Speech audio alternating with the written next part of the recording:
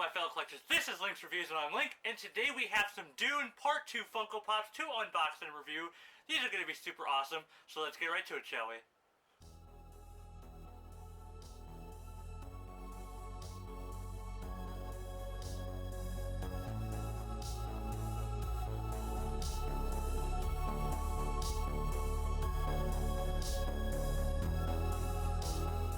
Alright guys, so as I said, we have some Dune Part 2 Funko Pops to unbox and review.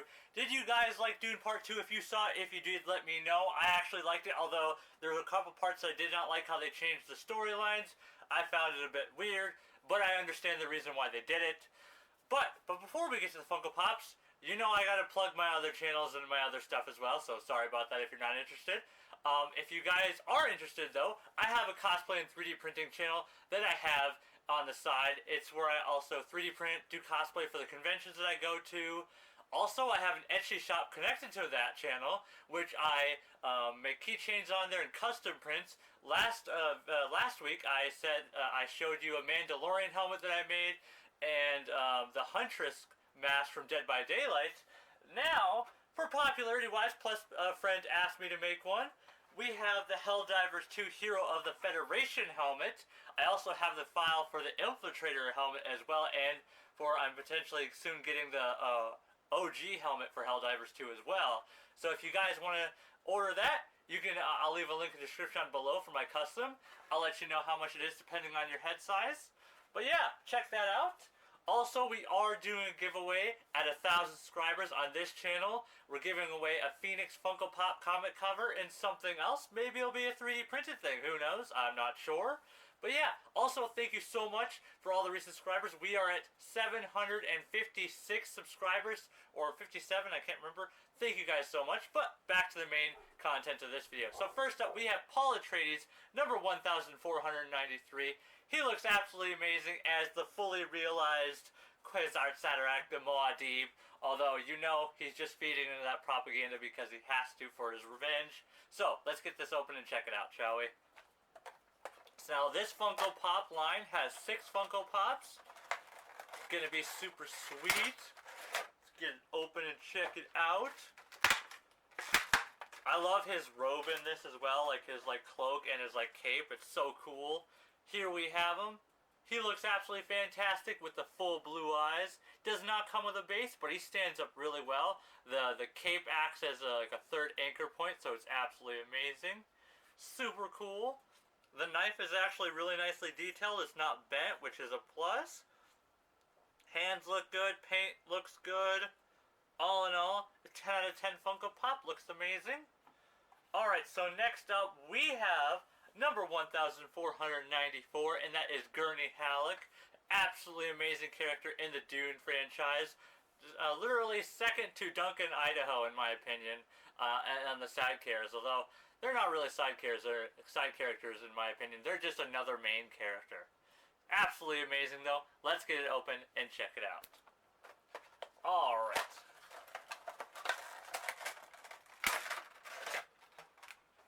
Here we have him in his fully realized smugglers, because he's just now a Dune spice smuggler and he just looks absolutely amazing.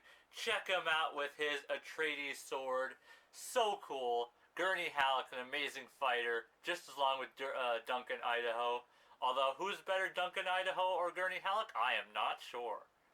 But still, absolutely fantastic Funko Pop. Again, stands up perfectly. The head rotates a little bit. The paint job on him is amazing. Super cool. Absolutely amazing. Another 10 out of 10. Again, the details on the still suits are actually pretty impressive. Alright, so next up we have Chani, number 1495. And she looks absolutely amazing. I love her robe kind of is kind of like Paul's, but more of a modern. He's trying to feed into the old ways and she's just trying to not even think about that because she just doesn't care. She knows that the prophecies is to enslave her people, basically. But still, absolutely amazing. Let's get it out of the box and check it out. Like it a lot. Super cool. And her knife as well looks absolutely amazing. She stands up pretty well. Just as well. cool. Check it out.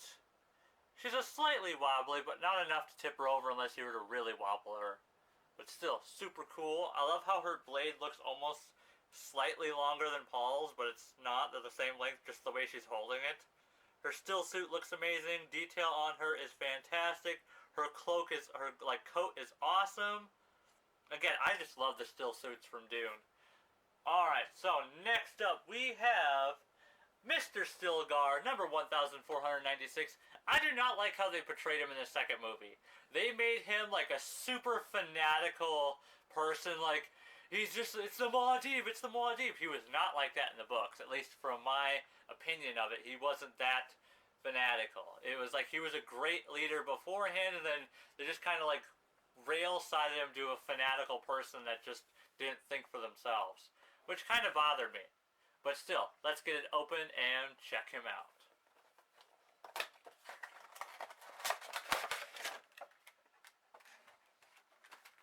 He looks awesome. He actually comes with a base, and he's got the Dune, the sandworm like hooks that you use to ride him. That's really cool. Let's get this on. Come on. The peg hole is slightly too small because of all the paint. And because this cape is in the way, it's going to be a little bit difficult getting it on here. Alright, here we go. Here we have Stilgar, the once great leader, now fanatical servant basically to Paul, but still an amazing character. And his still suit, I love all like the subtle color differences, like hers has more black into it, his is more gray. I like the subtle differences between each still suit, even though they're supposed to be the same. Still absolutely amazing. And I love like the tools that he just has in his hand. He's like getting ready to ride a worm. So cool. Detail is nice. Just super cool. Another 10 out of 10.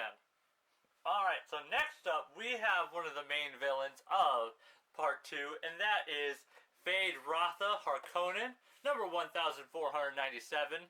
Absolutely amazing.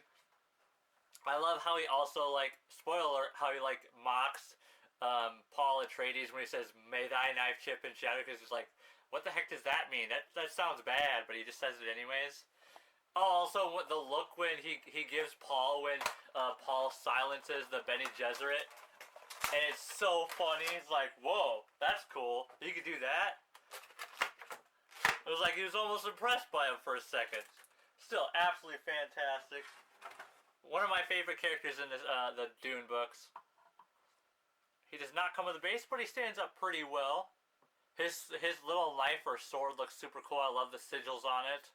Absolutely fantastic. And I love how he has a black still suit, but it's like Harkonnen design still suit. It's not really a still suit. It's more like an armor, but it looks like a still suit a little bit.